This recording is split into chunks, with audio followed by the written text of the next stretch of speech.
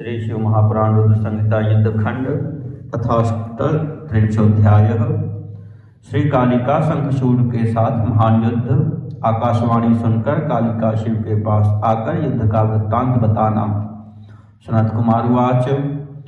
सा च गत्वा हि संग्रामं सिंहनादं चकारः देव्याश्न चेत्तेन नादेन मूर्छामापुश्च दानवाः। सनत कुमार बोले, हे व्यास, महादेवी ने युद्ध स्थल में पहुंचते ही सिंहनाद किया। देवी के उस नाद से दानव मूर्छित हो गए। अट्टाटहासं शिवं चकार च पुनः पुनः तदा पपौ च माधविकं ननर्तरणमूर्धनि। भगवती ने बार बार अशुभ अट्टहास किया। वे मद्यपान करने लगी तथा युद्ध भूमि में नृत्य करने लगी। उग्रदंष्ट्राचोग्रदंडा कोटवी च पपौ मधु अन्याश देव्यस्तत्राजौ ननृतुर्मधु संपपुः। इसी प्रकार उग्रदंष्ट्रा, उग्रदंडा, कोटवी आदि भी मधुपान करने लगी। अन्य देवियां भी युद्ध क्षेत्र में मधुपान और नृत्य करने लगी। महान कोलाहलो जातो गणदेव दले तदा जह शुर्बहुगर्जन्तः सर्वे सुरगणादयः। उस समय गणों एवं देवताओं के दल में महान कोलाहल उत्पन्न हो गया और सभी देवता तथा गण आदि तीव्र गर्जन करते हुए हर्षित हो रहे थे। दृष्ट्वा कालीं शंखचूडः शीघ्रमाजौ समाययौ दानवाश्च भयं प्राप्ता राजा तेभ्यो भयं ददौ। काली चिक्षेप वहनिं च प्रलयाग्निशिखोपमं राजा जगान्तं शीघ्रं वैष्णवांकितलीलया। तब शंखचूड़ काली को देखकर शीघ्र ही संग्राम भूमि में आ गया। जो दानव भयभीत हो रहे थे उन्हें राजा ने अभयदान दिया। काली ने प्रलयाग्नि के शिखा के समान आग्नेयास्त्र चलाया। तब शंखचूड़ ने अपने वैष्णवास्त्र से उसे शांत कर दिया। नारायणास्त्रं सा देवी चिक्षेप तदुपरिहरं वृद्धिं जगाम तच्छस्त्रं दृष्ट्वा वामं च दानवं। तं दृष्ट्वा शंखचूडश्च प्रलयाग्निशिखोपमं पपात दंडवद भूमौ प्रणनाम पुनः पुनः। उन देवी ने शीघ्र ही उसके ऊपर नारायणास्त्र का प्रयोग किया। वह अस्त्र दानों को प्रतिकूल देखकर जब पड़ने लगा तब तो प्रलयाग्नि की शिखा के समान उस अस्त्र को अपनी ओर आता देखकर वह पृथ्वी पर दंड की भांति गिर पड़ा और गिरकर बारंबार उसे प्रणाम करने लगा। निवृत्तिं प्राप तच्छस्त्रं दृष्ट्वा नम्रं च दानवं ब्रह्मास्त्रमथ सा देवी चिक्षेप मंत्रपूर्वकं। दानव को इस प्रकार विनम्र देखकर वह अस्त्र शांत हो गया। तब उन देवी ने मंत्रपूर्वक ब्रह्मास्त्र चलाया। तम दृष्ट्वा प्रज्वलन्तं च प्रणम्य भुवि संस्थितः ब्रह्मास्त्रेण दानवेन्द्रो विनिर्वारं चकारः। जलते हुए उस ब्रह्मास्त्र को देखकर उसे प्रणाम कर वह पृथ्वी पर खड़ा हो गया। दानवेंद्र ने इस प्रकार ब्रह्मास्त्र से भी अपनी रक्षा की। अथ क्रुद्धो दानवेन्द्रो धनुराकृष्य रंभसा चिक्षेप दिव्यान्यस्त्राणि देवै मंत्रपूर्वकं। इसके बाद दानवेंद्र क्रोधित हो बड़े वेग से धनुष चढ़ाकर देवी पर मंत्रपूर्वक दिव्यास्त्र छोड़ने लगा। आहारं समरे चक्रे प्रसार्य मुखमायतं जगर्ज साट्टहासं च दानवा भयमाययुः। देवी भी विशाल मुख फैलाकर संग्राम में समस्त अस्त्र शस्त्र खा गईं और अट्टहास पूर्वक गरजने लगीं, जिससे दानव भयभीत हो उठे। कालय चिक्षेप शक्तिं च शतयोजनमायतां देवी दिव्यास्त्र जालेन शतखंडं चकार सा। तब उस दानव ने 100 योजन विस्तार वाली अपनी शक्ति से काली पर प्रहार किया, किंतु उन देवी ने दिव्यास्त्रों से उस शक्ति के 100 टुकड़े कर दिए। सचा वैष्णवमस्त्रं च चिक्षेप चंडिकोपरि माहेश्वरेण काली च निर्वारं चकार सा। तब उसने चंडिका पर वैष्णवास्त्र चलाया, किंतु काली ने माहेश्वर अस्त्र से उसे निष्फल कर दिया। एवं चिरतरम युद्धमन्योन्यं संबभूवः प्रेक्षका अभवन सर्वे देवाश दानवा अपि। अथ क्रुद्धा महादेवी काली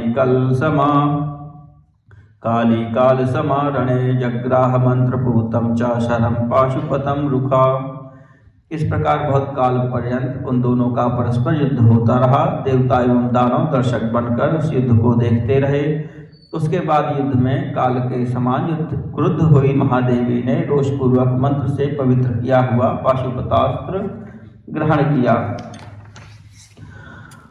क्षेपात पूर्वं तन्निषेद्धुं बभूवा शरीरिणी न क्षिपास्त्रमिदं देवी शंखचूडाय वैरुखा। मृत्यु पाशुपतान्नास्त्यमोघादपि च चंडिके शंखचूडस्य वीरस्योपायमन्यं विचारे। उसके चलाने के पूर्व ही उसे रोकने के लिए एक आकाशवाणी हुई, हे देवी, आप क्रोधपूर्वक इस अस्त्र को शंखचूड पर मत चलाइए। हे चंडिके, इस अमोघ पाशुपतास्त्र से वीर शंखचूड की मृत्यु नहीं होगी, अतः कोई अन्य उपाय सोचिए। इत्याकर्ण भद्रकाली च न चिक्षेप तदस्त्रकं शतलक्षं दानवानां जघास लीलया क्षुधा। अत्तुं जगाम वेगेन शंखचूडं भयंकरी दिव्यास्तेन च रौद्रेण वारयामास दानवः। अथ क्रुद्धो दानवेन्द्रः खड्गं चिक्षेप सत्वरं ग्रीष्मसूर्योपमं तीक्ष्णधारमत्यन्तभीकरम्। यह सुनकर भद्रकाली ने उस अस्त्र को नहीं चलाया और वे भूख से युक्त होकर लीलापूर्वक 100 लाख दानवों का भक्षण कर गईं। वे भयंकर देवी शंखचूड को भी खाने के लिए वेगपूर्वक दौड़ी। तब उस दानव ने दिव्य रौद्रास्त्र से के द्वारा उन्हें रोक दिया। इसी के बाद दानवेंद्र ने कुपित होकर शीघ्र ही ग्रीष्मकालीन सूर्य के सदृश तीक्ष्ण धार वाला तथा अत्यंत भयंकर खड्ग चलाया।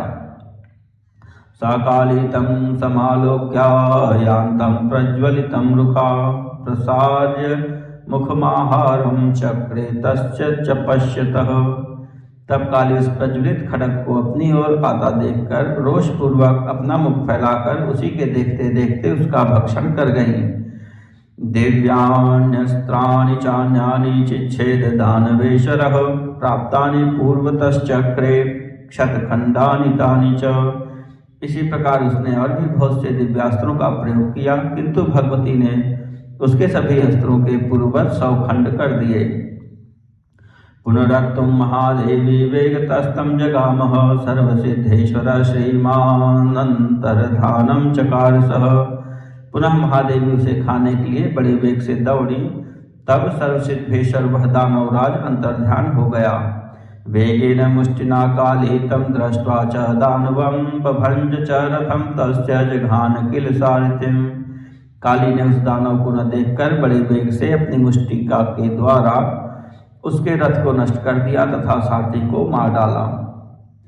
अथागत्यद्रुतं मायी चक्रं चिक्षेप वेगतः भद्रकालय शंखचूडः प्रलयाग्निशिखोपमम्। इसके बाद उस मायावी शंखचूड ने बड़ी शीघ्रता से युद्धस्थल में प्रकट होकर प्रलयाग्नि की शिखा के समान जलते हुए चक्र से भद्रकाली पर प्रहार किया। सा देवी तं तदा चक्रं वामहस्तेन लीलया जग्राह स्वमुखे नैवाहारं चक्रे रुखाद्रुतं मुष्टया जघान तं देवी महाकोपेन वेगतः बभ्राम दानवेन्द्रोऽपि क्षणं मूर्छामुवापुसः। देवी ने उस चक्र को अपने बाएं हाथ से लीलापूर्वक पकड़ लिया और बड़े क्रोध के साथ शीघ्र ही अपने मुख से उसका भक्षण कर दिया।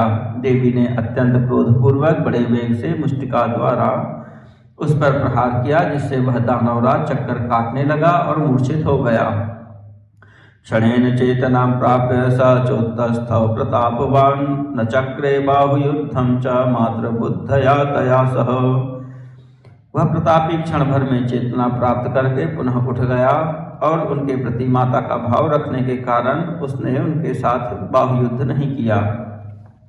गृहीत्वा दानवं देवी भ्रामयित्वा पुनः पुनः ऊर्ध्वं च प्रापयामास महाकूपेन वेगतः। देवी ने उस दानव को पकड़कर बारंबार घुमाकर बड़े क्रोध के साथ वेग पूर्वक ऊपर की ओर फेंक दिया। उत्पपात च वेगेन शंखचूडः प्रतापवान् निपत्य च समुत्तस्थो प्रणम्य भद्रकालिकाम्। रत्रेन्द्रसार निर्माण विमानं सुमनोहरम् आरुरोह सहृष्टात्मा न भ्रान्तोऽपि महारणे। दानवानां च क्षतजं स पपौ कालिकाक्षुधा एतस्मिन्नन्तरे तत्र वाग्बभूवा शरीरिणी। लक्ष्यं च दानवेन्द्राणां वसिष्ठं रणेधुना उद्धतं गुञ्जतां सार्धं ततस्त्वं भुङ्क्ष्वेश्वरी। वह प्रतापी शंखचूड बड़े वेग से ऊपर गया, पुनः नीचे गिरकर भद्रकाली को प्रणाम कर स्थित हो गया। तत्पश्चात प्रसन्नचित्त वह दानव श्रेष्ठ रत्न निर्मित विमान पर सवार हुआ और सावधान होकर युद्ध के लिए उद्यत हो गया।